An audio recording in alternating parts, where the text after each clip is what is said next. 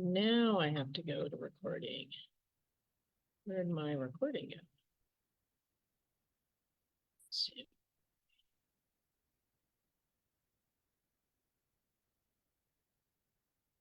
Good morning, everyone. This is Melissa Schwartz. I am the managing broker of the Paradise Valley office, and I hope that is sharing. Would somebody check the Facebook to make sure that's sharing now? Can somebody here go on to, oh, here. Facebook? Yeah, just want to make sure Facebook is sharing the correct thing, so. It is. All right. Good morning, everyone. I'm going to go ahead and do this just to have a screenshot up there rather than just me. Folks online, I unfortunately cannot. Let's see if I can open this up. I think all of you guys are hidden, so I don't get to see you.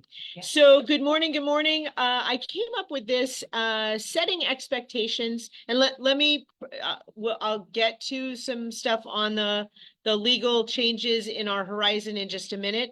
But let me just set the stage. I drove out of town on Friday. I had to go to memorial service in California. I went to college out there. So on Saturday, and so I spent Friday on the road, which honestly, because the rain was not a good plan. It was horrible. I was on the road, and I don't know how many of you have driven from here to California, but I was on the road 8 hours. It's a 6-hour drive. It was crazy, but thankful to many agents that kept me entertained the entire time I was on the road. I shared with one of my friends, I was like, yeah, I was on the phone, and he was like, oh yeah, whatever. And I pulled up my phone and went through all of the calls that I had on Friday or calls I made out on Friday. I literally was on the phone. I think I listened to 2 songs. Wow. The entire 8 hours. I stopped and got lunch, and I even talked to somebody while I was eating my lunch. And I was like, okay, the whole idea of stopping was okay, but it was fine. Actually, it was really, really incredible because the conversations were amazing. So please know that I actually appreciate your phone calls. And it really did keep me awake on what could have been a very, very, very boring and very slow drive across the desert. But what kept occurring over the conversations was when challenges occurred several times, I had to step back and wonder, how were we as agents setting the expectations of our clients? And are you doing that? And I think many of you are concerned about the upcoming legal update. Please know that I am not a legal expert. I am not going to go in detail on this today, but you will get a link that is going to talk about Alex Mihai, our legal counsel from from Realty One Group, although he is Rock Title's legal counsel as well, with a legal update this Friday at 11 a.m. This is going to talk about NAR's settlement. Again, I'm not an attorney. I will tell you, I've had some incredible conversations. I did have some on Friday. My phone actually rang at 6:30 in the morning to alert me to the changes, because as many of you know, Craig Sanford in our office is the incoming NAR treasurer. So he was the first one to give me a call and give me a heads up to that. You answer your phone at 6:30 in the morning? No, no, I didn't. I was actually getting ready to leave because I was leaving early. No, but he wrote me back. Okay. He wrote me back and said he needed to talk immediately. And so, yes, I did take Craig's call at 6:30 in the morning. But the time here is wrong. It is 11 a.m. You are going to get a link to the Zoom to join us. I will have it on the large screen in here if you would like to come in and join us. I am trying to line up a couple of people from AAR Forms Committee to speak to us afterwards. So keep your ears out for that, because it may be another Zoom link. And I'm going to go to a blank screen there, so I will take my stop sharing off there. But I just want you guys to know that I think it's important to listen right now and not react. I've on very small occasions jumped online and looked at some of the posts. And I think it kind of falls in line with that setting expectations. I think the first thing we need to do is learn more about what the settlement was. And just a reminder, it was a proposed settlement. It has not been approved yet. So for all of us to jump to conclusions is not a good idea. If your clients have questions, say, you know what, let me find that out and I'll get back to you. At this point, it's a proposed settlement. We don't know what the outcome will be, just like we didn't know and we were being informed. Had NAR's appeal gone through, it was going to be years before any settlement would be reached. So the good news is we have a settlement on the horizon. The question is, what does that mean? And I'm not the one that's going to have that answer. So I know some of you came today or are online today looking for that answer. I'm not going to be the one to give that. I'm looking for answers as well. And trust me, we will have answers. But I think most importantly, we're going to be going back to looking at our buyer broker agreement, which is going to modify. Of course, it's going to have to. It was already being adapted. It was in review and we were expecting to get it out in April. I'm guessing that may change now because they've got to wait to see some other things. But going back to the subject, setting expectations. So part of the purpose of that buyer broker is to set expectations with your buyers, right? And I think so many times as agents, we're afraid to talk about those expectations. And we get a lot of buyer demands, but we don't lay the foundation for what should they be expecting. And I've shared this with many agents before. We have a lot of Realty One agents in this valley, right?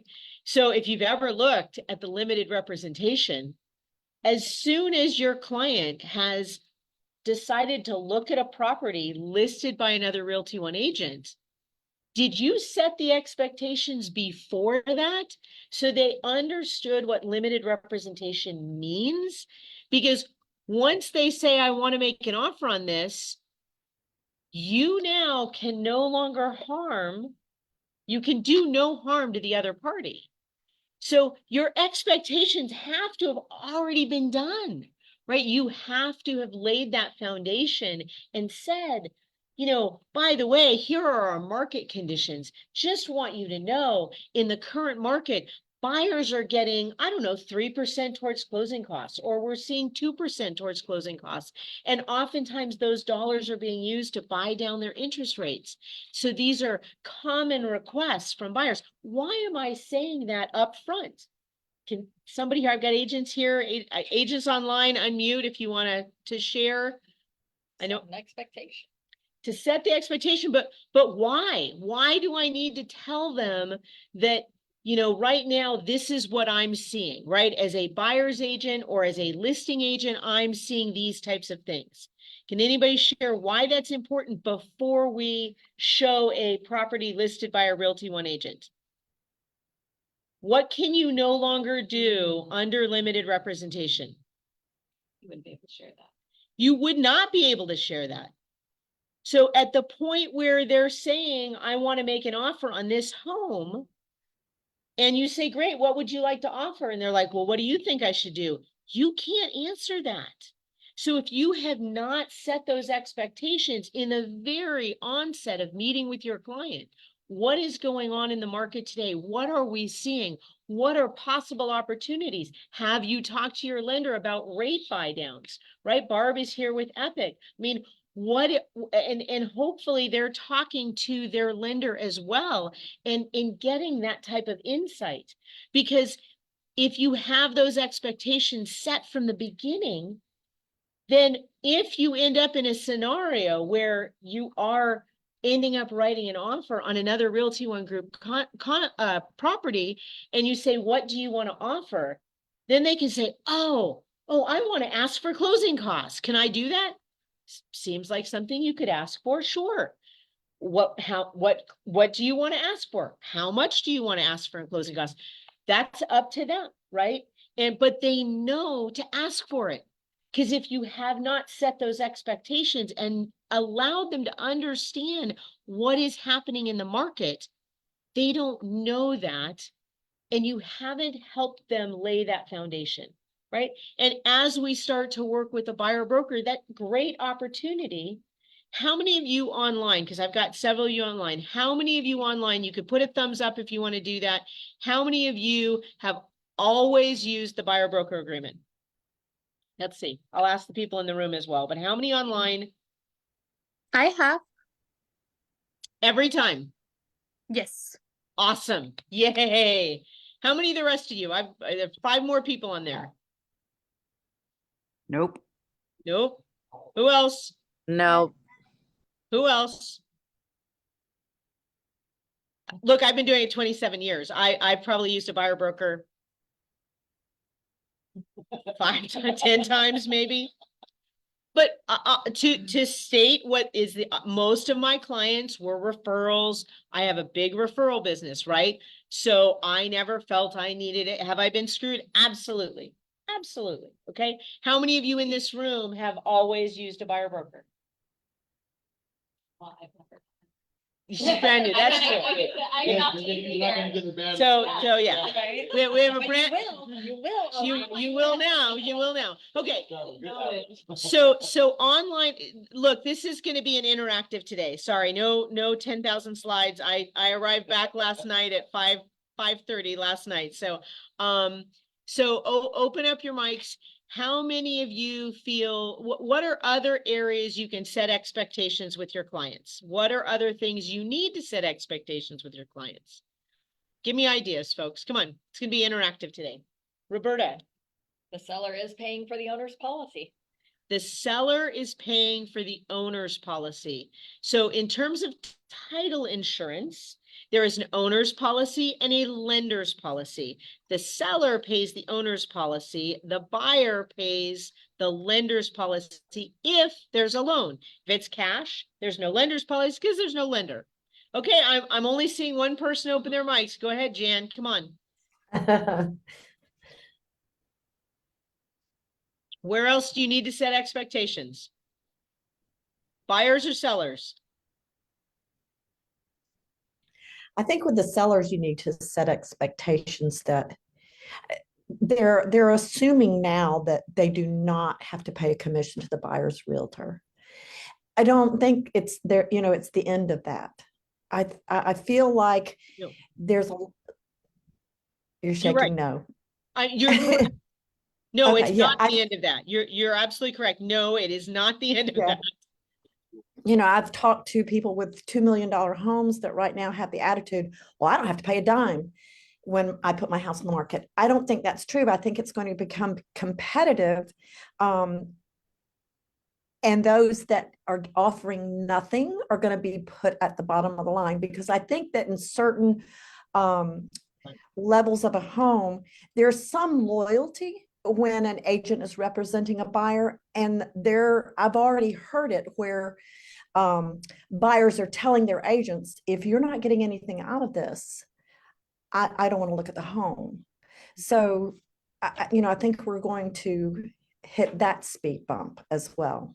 So, but let's go back for just setting that aside. And by the way, if you read the legal statements regarding this, just I'll cap this off. It says that there will be opportunity for sellers to advertise basically in the MLS that they are still offering incentives, but it's going to be under the buyer broker. It's going to be under, buyer closing costs.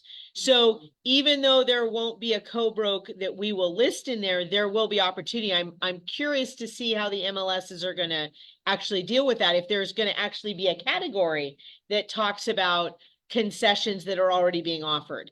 But let's move on to what are other expectations on a selling side that perhaps you need to lay out for your seller. What's the first expectation? I mean, there are two immediately when you take a listing, I can think of immediately that you have to set. Any guesses? Well, showings, yes, showings are one, but I was actually thinking of two other things. One is price, right? I mean, expectation of price when you're looking at comps. What is the expectation here, right? If the seller says, I want this, and you see market value here, what is the first thing you are setting the expectation? Well, we can try to go after that, but perhaps we're going to look at that for 2 weeks. We aren't getting activity, then we need to be looking at this. So, setting expectations is really broad. That's why, I mean, look, my conversations on Friday were just a myriad of different issues. It wasn't one thing, but I realized we set expectations in all of our interactions with our clients. And if we're not, what are we missing? So the other one is, well, you mentioned showings, but the other one is how long do we expect it to be on the market, right? If they're listed up here, what are we telling them? Well, you might be on the market this long, right? If you want to sell quickly, this price needs to come down. Those are setting expectations, folks. So, But also generally in the price range, already how long it's been on the market. in the price range, but are you in the price range if they're up here, right? So that's Top of that price range, Ex- you're gonna be on a lot longer than if you're right in the heart of that, but even so, that in the heart of that. so 60 days on market. so can you hear him online? I just don't know whether you're able to hear him. Not very Yes. clearly. Okay, so he was saying No. so he was saying that you know how long something's going to be on the market if it's in this price range, right? Because those are the comps you're looking at that might be in this price range. The question is, are they above that price range? And then that time frame may take longer, right? And that has to be part of your conversation with the seller. And how many times do our sellers run us around in circles, never wanting to hear that expectation? And that's what I found this weekend on one of my calls is one of our agents was struggling with it was actually buyers, but the buyers kept spinning things and weren't hearing what our agent was saying.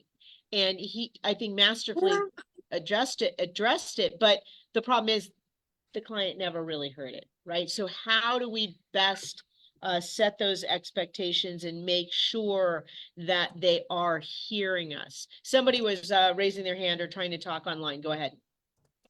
Yes, I was gonna say we also have to set expectations when it comes to concessions, because there's concessions and they might be repairs as well. And sometimes the seller thinks that because they offering concessions for closing costs or whatever, they don't have to do any repairs anymore. Well, this is going to be a problem because I don't know how many of you know there are usually limits to the lender's amount that can be provided in concessions. I have already seen an alert that the lenders are meeting, trying to talk about how some of this might be adjusted, whether or not buyers could put this concession into their loan and wrap that in there. So this is not the end. And that's why I say, please take the time to listen right now. Please be careful where you're listening. The Arizona Real Estate Forum is not the place to listen. You can hover and look around, but you know what? Step back, because take it with a huge grain of salt.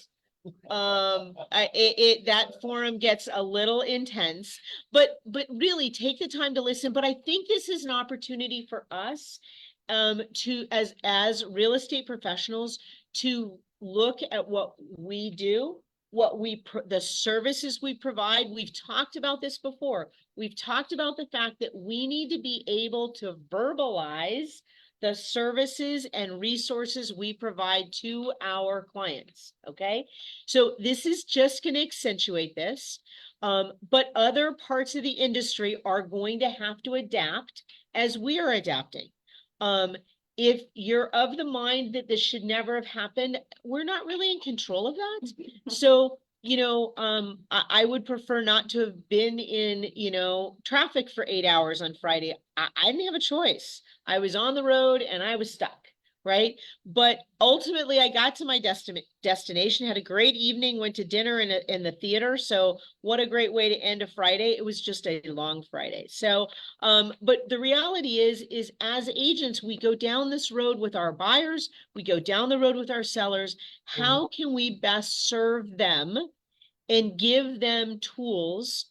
And again, the setting expectations is to help us too, right? That's why you're there, setting those expectations. If you don't set the expectations that this price is going to take this long, guess what? When we're here and they think they're going to be sold by here, who are they angry at?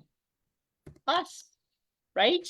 So by setting those expectations and circling back and going, okay, we talked about this when we listed. We have had 2 showings in 3 weeks. That is not sufficient to get this home sold quickly. We need to reduce the price to get more people in, or we need to go temporarily off the market and you need to repair whatever it is, this widget, right? You need to make this repair. There may be something else than price. I'm not saying that's the always go-to, but we know many of us as listing agents, that is usually what we encounter is, right? They want top dollar. Of course, they haven't fixed the kitchen. They haven't fixed the bathrooms. The flooring's in need of replacement. And they're still trying to go after that top dollar. It's like, oh, okay. So buyer side, what are things we set expectations with? Online, come on, some of you guys. Think what they could expect in the price range they're looking. So expectation of what they can expect in the price range they're looking in.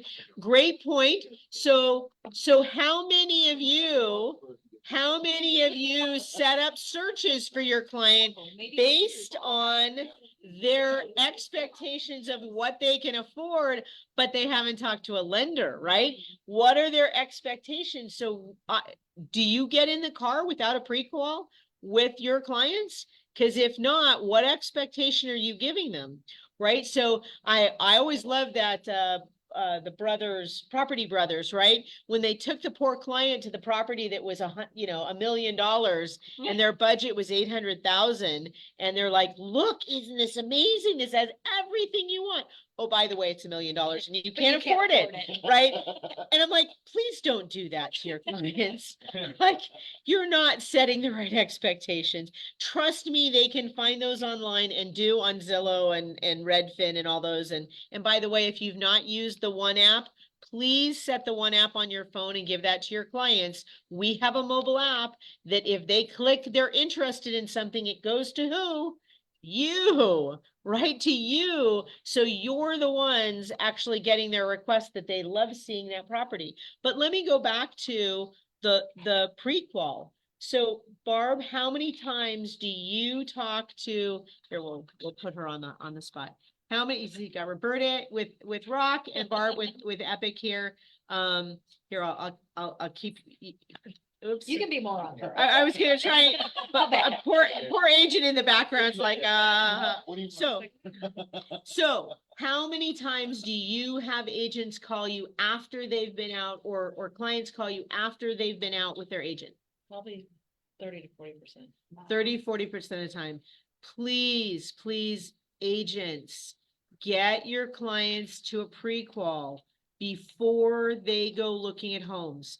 The biggest reason is if you've taken them into a home and it's the home and they can't afford it, you are forever having to deal with, but the home on Danbury was the one I wanted. And there's Yeah. so many factors that go into that, right? Right. Even if they have good credit and make good money, sometimes they don't realize some of the things that are on their credit that can really affect them, or other factors like judgments or things like that too.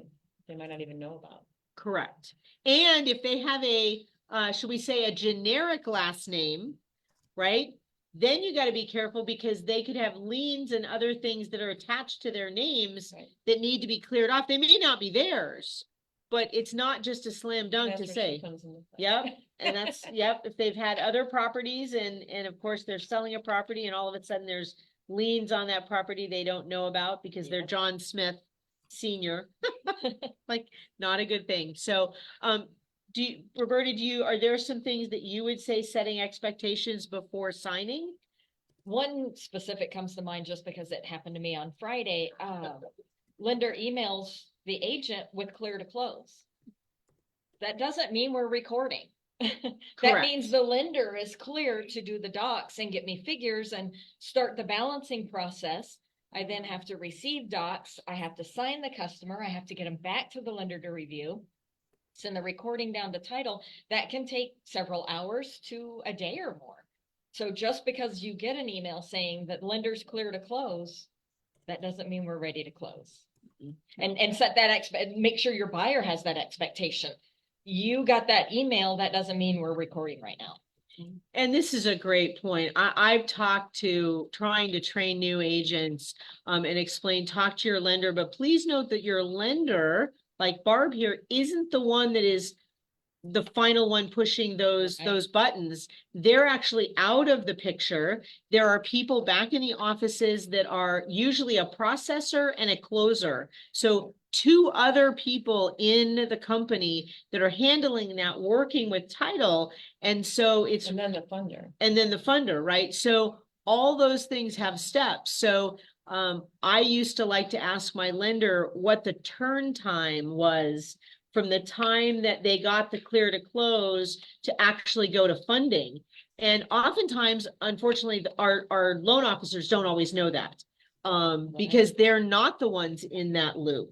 But hopefully they'd be able to go and say, if I don't know, I'll find out. But Absolutely. yeah, but it is not an hour. It is not 2 hours. It can sometimes be a day or two, especially if they don't fund on the morning of, if they require those signed loan docs back from title in order to fund, then you could have an entire day or even 48-hour delay, depending on what time if the loan docs don't get signed till 5 p.m.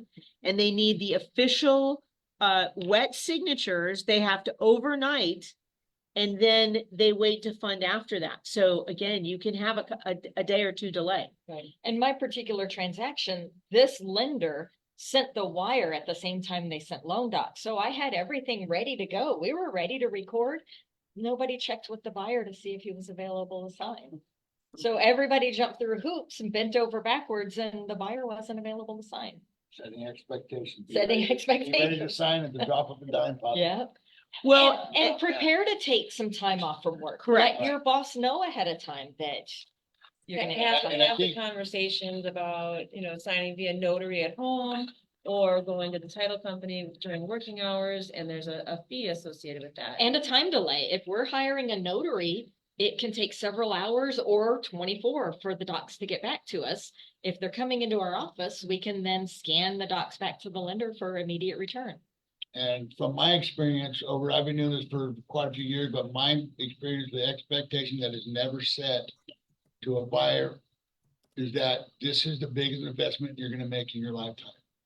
Be prepared to take a day of vacation if you need to come to be able to facilitate your signing, or at least let your it can be coming at the last minute, but you need to be able to, I see people, they're going on vacation. Oh, well, can you sign me tonight? Because we're leaving tomorrow. We're going to Florida and we're not gonna be back for a week. It's like, this is the biggest investment. And I mean, I get it. And what happens sometimes is maybe close pushes through and you were expecting to close a week ago and going on vacation the next week and it gets pushed back in. And I mean, things happen. I've seen a lot of things happen. So what are your options, Art? If somebody is out of town, what can you do if they are actually traveling? What are your options to sign a deal? We can send a mobile notary. I've had mobile notary done pretty much anywhere in the world. So that's always a possibility, but those people gotta be available to do that. And I run into people that are going to Disney. Right. We got our day set. We're going to Epcot Center. We're going here. We're going there. And it's like, we don't have time to stop and time. It's like, well, this is the biggest investment. You might have to, at lunch, you know. Right. Take a break. Take a break, you know, Right. have the notary call you, and the notary will call you, and they will make it as convenient as they can for you, because that's their job, is you're to make it convenient for you at the bar. So what happens if they're out of the country? They're out of the country, they normally have to go to US consulate. So folks that don't understand that, is there a US consulate all around the world, in every country? And they have to make an appointment, and those appointments can be weeks out. Right, right. Or there's also the option of a RON notary, a remote online That could notary, it has could to a be distance approved by the you gotta lender. go to. I mean, they're only in the major cities, you know, so you might, I did one, the guy lived in New Caledonia, which is off of New Zealand. And he had to take a plane, he had to from New Caledonia to fly into New Zealand to build a sign to US consulate in New Zealand. So, Right. I mean, those things. You Does know, it cost them more to do a mobile notary? or It's, anything like a that? mobile notary does cost. Okay. Another thing, a lot of agents specifically, but buyers and sellers will immediately go to a RON notary. And what they don't understand is you have to have a webcam. You have to have the most updated version of the software. And they're gonna do a soft credit inquiry. They have to answer those questions correctly. And if they don't, that appointment's over and they're charged for it Ooh. until they can pass that soft. and the most important thing is you have to make sure that your lender approves wrong signing, because a lot of lenders don't approve wrong signing. Normally we do for sellers, because it's normally just a warranty deed, stuff like that, but most lenders don't approve wrong signing. Of their docs. Their doc, of loan docs, so that's another thing you have to get approved, let the lender know that you're gonna need a wrong signing, and make sure that's approved and accepted by them.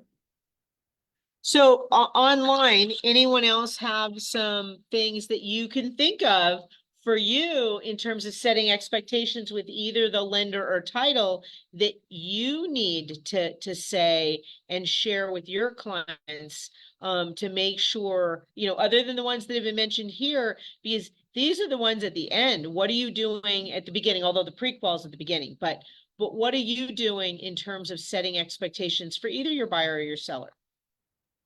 A lot of buyers think they're going to get the keys when they sit down to sign their loan docs. And when does actual recording take place? We have no idea. We Well, just when sit and wait on that day every minute for that email.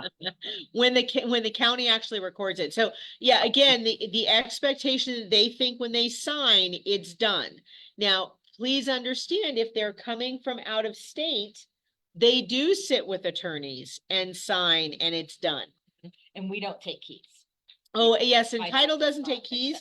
If you have an envelope, sometimes we do leave envelopes at title, but we don't give them keys We don't or take checks. envelopes. No checks, no keys. So yeah, make sure that, and if you're doing anything upstairs with Rock, you can leave those types of things down here anyway. I usually tell people by the end of the day is when, by 5 o'clock, usually when we hear about recording, because then if it's earlier, then they're happy. And you're not setting a. You're setting that expectation. There, see, there you go. And you're exceeding it by Yes. being done earlier. Yeah. So where are other times, that really, I think we get caught in the middle, during the escrow process, during the process of purchasing or selling a home that's under contract, where are we really having to juggle setting expectations? Big, huge issue, right? Anybody? Hmm? Once you're under contract. Once you're under contract, what is the biggest section of processing of the contract that we have to lay expectations? Like due diligence, Due diligence, that is correct. like inspection. Inspections and expectations of what is the buyer gonna get, right? They go through, get the inspection report, it's 10 pages long, and they're ready to get all those things done. Your job is to set those expectations, right? They negotiated and whittled down the price, $10,000, $20,000, $50,000, and now they want to ask for 11 pages of repairs. Right? And if you sit there and go, yeah, that's great, we'll go for that, we should do that. what expectations are you setting? Disappointment. Disappointment, right? I mean, now, I'm not saying that you want to sit there and say, no, no, no, no, no, you're not going to get any of that. That's not what I'm saying at all. Please understand that. But it's your job to lay that foundation so that they understand that, the contract says the seller can say all, some, or none. So if there are some of these things that are really important to you, let's go after those things, right? Don't give them the expectation that they're going to get everything, okay? Or even that the top 3 items that all of a sudden amount to $35,000, they're going to get the top 3 items, right? How about roof replacement, right? Buying a home, know the roof is crappy. I've looked at the house, saw the roof was crappy when I walked up to the front door, made the offer knowing that the roof was crap. Get the inspection report, says, gosh, the roof is needs to be replaced, and then saying, I want a new roof. Okay, well, when you wrote the offer, when we negotiated that price reduction, you knew you were doing that knowing that the roof needed to be replaced. So should we ask for something for the roof? Yeah, but should we be asking for $15,000 for the roof? Who is benefiting from that roof, by the way? Buyer. The buyer. For how many years? As long as they own it. 30 years, right? Well, yes, for as long as they own it, but they benefit when they sell it, that it's replaced. So a good, in this, I'll step back as a listing agent when I have had homes that I know needed a new roof, setting the expectations. Okay, you can redo your roof beforehand. Then the seller said, oh, I don't have any money to do that. Well, there is a way we could do that. We can have the roofers line up when you go under contract. We advertise that there's going to be a new roof being put on during escrow. It's going to be paid out of escrow because title can do that. If they have an invoice to pay that bill, that's not a problem. When it closes, they pay that bill. Now, of course, the seller's still liable for it if the deal falls out. I get that. But here's the thing. If we advertise a new roof, what price are we listing at? Higher price, right? And if we don't have the new roof, we're offering here. And guess what happens when they come back asking for a new roof? We started here. Now we're going down to here. You put that new roof on, we're starting here. Even if we have to take a hit, we're not taking as big of a hit, right? And we're not taking a hit on the roof. We're taking a hit on something else because they get a brand new roof. They even get to choose their shingle color, right? Woo! Unless it's tile, right? Asphalt shingles, they get to choose their color. So again, all of those are setting expectations. So when you are going out to meet a client, perhaps take a few minutes before that appointment and think about what expectations you need to set that day. Think about what conversations you can have with your buyer or your seller to lay a foundation on what needs to be addressed at that point, whether it is your pre-listing appointment. Obviously, you don't want to kill the deal and not get the listing. I'm not saying that, but once you are under a listing agreement, how are you setting those expectations, making sure that the seller is being reasonable? Now, if the buyer or seller is not being reasonable, what's going to happen ultimately, guys? It's probably not going to work out, right?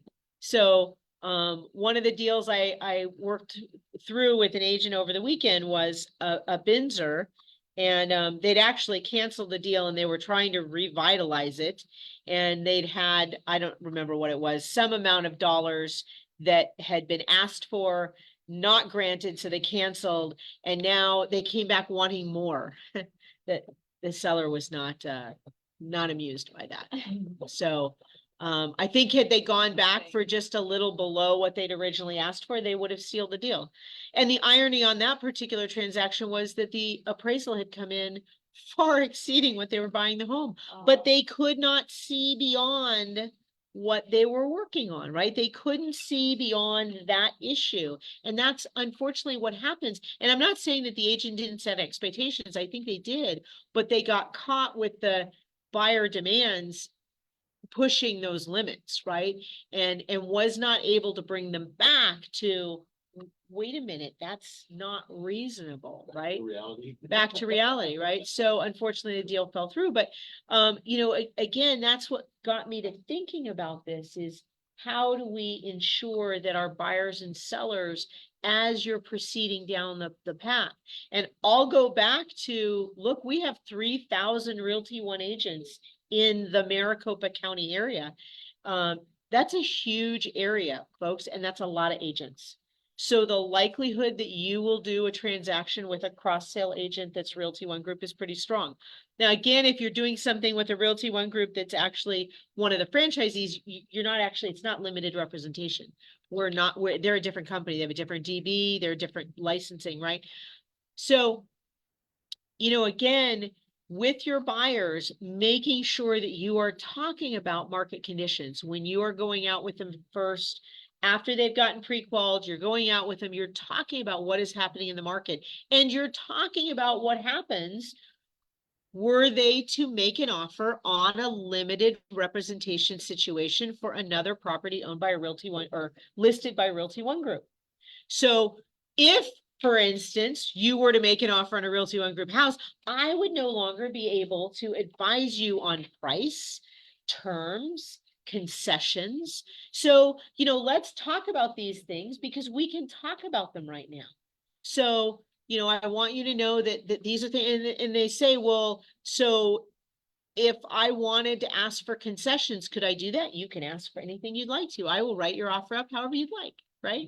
But have that dialogue with them so they understand if, and especially if you've pulled up, they've started looking at properties and some of those are Realty One Group properties, have that, make sure that conversation has already taken place because you're not talking about a specific property. You're talking generalities. You can do that. Shouldn't that, I'm just asking Sure. as a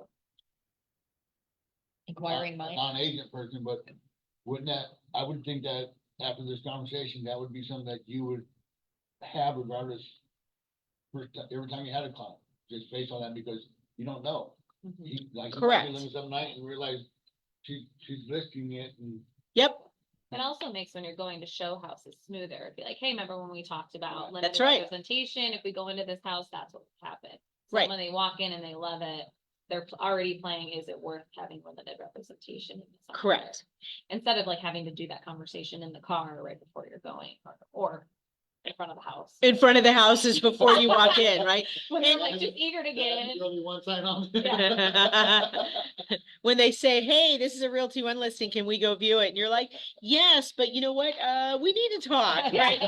So, but We need to. But you know, part of it is it lays a foundation and sets expectations, no matter who the client is, that they know what's going on in the market, right? Currently, are buyers getting closing costs? Yes, right? On certain situations, right? But getting closing costs is part of what the overall value of the home is. If the home is listed for, say, $700,000 and you want to offer $640,000, probably asking for closing costs is not going to happen. I'm not even sure the $640,000 is going to happen, but you know, if it's a $700,000 home and you're offering $690,000 and asking for 2% in closing costs, that's another $14,000, right? You need to be able to see that math and help them understand the seller's looking at the final math, right? I had somebody call me on Friday asking, so would all home prices go down because of this new lawsuit?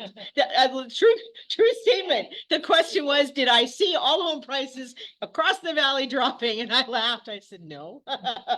You tell me if for sale by owner that is dropped by, you know, 4, 5, 6% because they're selling it themselves. No, they're not.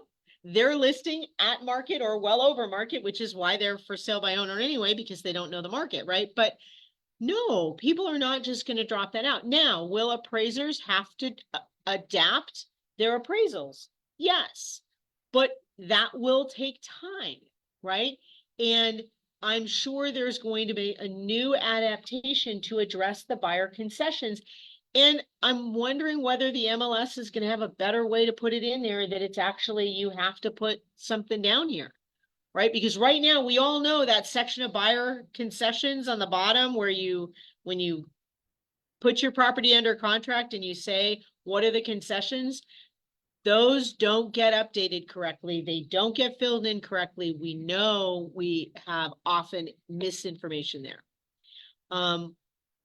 We recently have been dealing with a lot of MLS adjusted commissions, where an agent is agreeing to take less than what is advertised, and we have to get that signed off.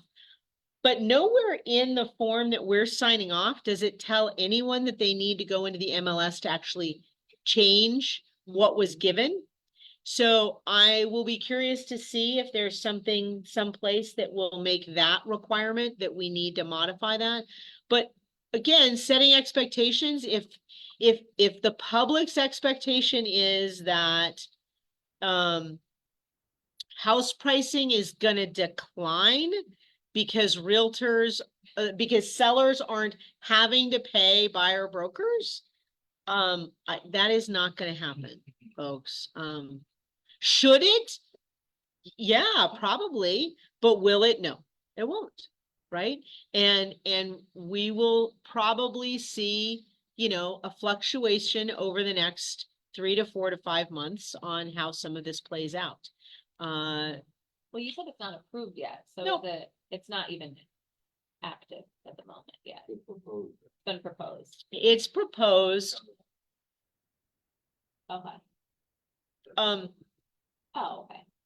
That could happen. no, they said a couple of months. That's why none of Oh. this will take effect till July. Okay. So, but it will happen in the next few months. All of,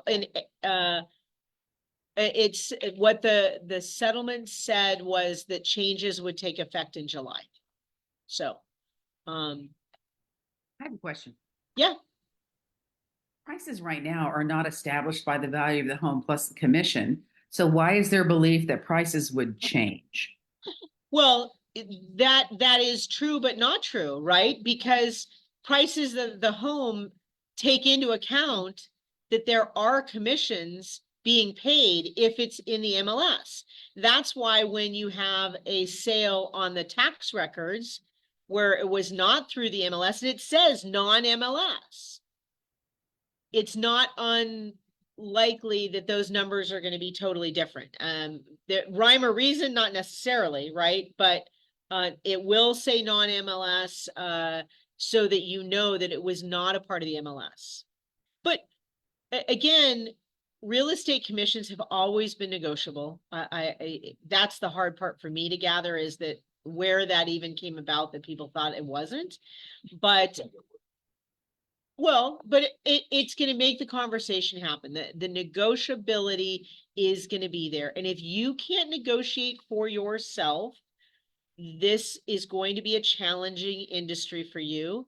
You might need to look at doing other things than being either a buyer's agent or a listing agent. Go become a TC, go become an appraiser, there are other areas of the industry that may go to escrow. Yeah, go to escrow, go to lending. No, but it's the funny thing, folks, is the commercial agents out there are laughing. They've negotiated their commissions for years. Doesn't affect them one bit, huh? Doesn't affect them at all. They know how to ask, they know how to negotiate for what they're worth, and they do it each and every deal. So And I'll tell you, there are times that we get to the signing table and the seller is asking, why am I paying the buyer's agent commission? My question is, why wasn't that discussed ahead of time? well, it was. Yeah, It not always. no, it is. Obviously. On the ER, it is. It was discussed. Because It was the discussed ER has percentage. it. wasn't That means somebody discussed has to as dollar read amount. the Right now, too. Well, Seller. true point, Roberta. She said somebody has to actually read the ER. So setting expectations, folks, please, if you are taking an ER, if you cannot meet with your client, this program right here, this Zoom, you should be at the very least sitting down on a Zoom, going over that contract with your seller if they have not ever sold a piece of real estate. If they sell real estate all the time, if they've bought and sold properties in the last 5 years, great. Then you can go, okay, here are the points that have changed. But honestly, look, as of July, if all of these documents change, it is your job to sit down and go over those changes with them and make sure they understand that. That's not setting expectations. That is doing your job. Sorry. That is point blank. You need to be doing that. But point taken, Roberta, just so you know, our listing contract used to just say the commission is blank. And our commission now says the commission is blank and XYZ is being offered to the buyer broker, right? That did not used to be in there. And I knew for a fact when I had this happen to a client of mine, I handled purchasing properties in this part of the valley and helping him rent the properties. And he called me one day and he said, I got this rental over in Tempe. And I'm like, I can work in Tempe. Why am I not rent, right? But he had a property manager over there for some reason handling it. And he said, look, if they don't get it rented, I want to sell it. I want you to give me, I want you to pull comps, tell me what it's worth. And I said, okay. So I pull up the listing. Now, I've done rentals for this family for 3 years. I've never, ever had any argument from him on paying a decent co-broke. It was either 2.5% or 3%. I don't know what it was at the time, but this was a few years ago, not like today where they're paying $150. And these were 85254 properties that I was dealing with him. Never a question, not once, on why I suggested that co-broke to be offered to a tenant's agent, right? I look at the listing, his rental property, and they're offering, it was like $250. Like, well, no wonder they're not getting any applicants. So I sent him a note. I said, I just want to make sure you're aware that this is all you are offering. And he said, oh, thank you. Like, I don't think he knew that. So needless to say, I sold the property, bought him another property over here and rented it. He paid just fine. But again, he didn't know. And so I can tell you for a fact that was at a time when that was not in the contract. It was at a time where it said, this is the listing amount and no other information. So there was a time that the sellers did not. And this is what's so frustrating in Arizona is so many of the elements of the early settlements were elements that Arizona had already taken care of 5 to 8 years ago in terms of dealing with the buyer broker and how we communicate with the sellers. So I think that was hard as an Arizona agent. And I think I have to take a step back and understand, like many things, this is a national issue. We are doing far better than the rest of the country. But just like our homes have to have heating, they don't have to have cooling, by the way, guys. Under national standards, our homes have to have heating, not cooling. But it's a national standard. Right? And it's a requirement that there is heating on a home. Obviously in Arizona, our buyers are expecting air conditioning, right? But the national standard says the heater has to be working, right? And that's why if you put a wall unit on and it just has cooling, that room is not considered square footage. It has to have a heater, right? Doesn't make sense to us, probably doesn't need a heater, right? But national standards, appraisal standards require the heater. Okay, so again, in the case of this lawsuit, we have to look at the fact that we're a part of a bigger picture. What we do here in Arizona may or may not be what is being done in Missouri. So, and that's what got this ball rolling. So, you know what? I'm ready to welcome the change and figure out how we can better our work and our efforts as agents to help our clients. I think that this will ultimately address some issues that have not been addressed. Big question for me, and I'm a big supporter of veterans. And my biggest concern is what is happening to our veterans, because the veterans cannot sign a buyer broker agreement. So, or I guess they can sign it, they can't be held liable for it. So they can't be enforced. So I think that is going to be a huge issue.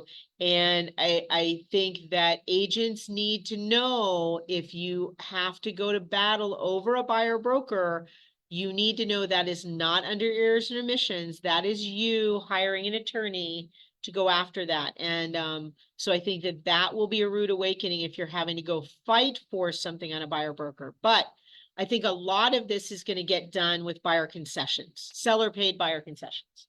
So that's, I think, the initial expectations that are being laid out. We just don't know the details to that. And I have a cheat sheet if anybody wants it for concession. Barb has a current cheat sheet because that may be getting modified. Maybe. So my understanding is there are a bunch of conversations taking place with the lending industry and banks. So one of the biggest is that buyers will be able to wrap that into their loan. So not even have it as a concession, but it will be able I'm to hoping be that will added to the happen. loan. So I'm not, and I'll tell you why. So Barb said she's hoping that happens. I'm not, because then that adds to the ultimate future cost to the buyer, and they don't get the seller concessions. If it has to go through seller concessions, we have a way to, so I should force the issue, push the issue at that moment, rather than just put it onto the shoulders of our buyer. What happens when we go into the seller's market again and then not give a concession? Well, that will be the issue, right? But I'd rather wait to see that happen at that point. We're not in a seller's market right now. We're heading that way. I understand that, and we're heading back. So we'll see what happens. Online questions, comments. I know the hour's almost done. Wasn't sure I'd be able to last an hour talking about this, but there really are so many There's areas. so many more things. I could probably talk for another hour on this because it really Friday. huh? The Friday call, Yes. will we know enough by Friday to have, to have that be meaty? Well, I think it will be meaty enough in terms of the legal elements that we need to know. Again, learning what we can of how this will unfold legally is important. Someone was here this morning saying online NARs being eviscerated because they're saying that they're doing this for all these different industries, the sellers, the buyers, the agents, the associations, the MLSs and NAR. I don't know why they're being eviscerated, because they actually are in this settlement. They did cover all of those elements, which I have to hand it to them, because they could have just, taken care of themselves and not included all those different entities as being part of what is in those settlements. So for folks that have not read it, please go read it. It's a 5-minute read. There are a couple of, I think there's a couple of quick little videos, but it's really a very simple breakdown. And I think it's important for you to have read that, because you're being asked questions about that. But remember, well, if you have not read it, it will settle all but like 2 of the current lawsuits and copycat lawsuits and all those things. There's one thing kept out, something to do with Home Services of America, I guess, but people were concerned it's only companies that are under $2 billion there's another sentence after that. They didn't read the next paragraph. It says those above that. So it really, if you read the whole thing and not the little short quarter paragraph, there is more there. But it does address MLS. It does address the associations, affiliates, etc. One of the things that I think is interesting is, my thought from the beginning was that this was all about control over the MLS data. If that was truly what they were going after, they didn't succeed, because the MLSs are still remaining owned by us as agents and or our associations, and they did not break up the multiple listing systems, which I think was the goal. So we'll have to wait and see what happens next if whoever was behind these original things decides they want to try to go after the MLS yet once again. So we'll see. Online, other thoughts, comments, questions? Setting expectations? Did I do okay? I tried to avoid the summary of the lawsuit and focus on that. I was trying to do other stuff because I think there is a lot we as agents can do in really as we move forward. Anybody else online? Yes, it was great. Thank you. You're welcome. All right, folks. Thank you. Thank you. I'm gonna Thank go. you, Melissa. You're welcome. Thank you. You're welcome. I'm gonna stop the recording. All right, any other questions? Oops, people are texting, putting things in chat. Ah, thank you. All right, I'm gonna end this. Please, please watch for my email. I will have the links. It is an 11 a.m. on Friday. So that is with our attorney, Alex Mihai. So have you been listening? I was in there for a little bit listening. I didn't want to interrupt. Okay. I just sat back there, just listening to some of it.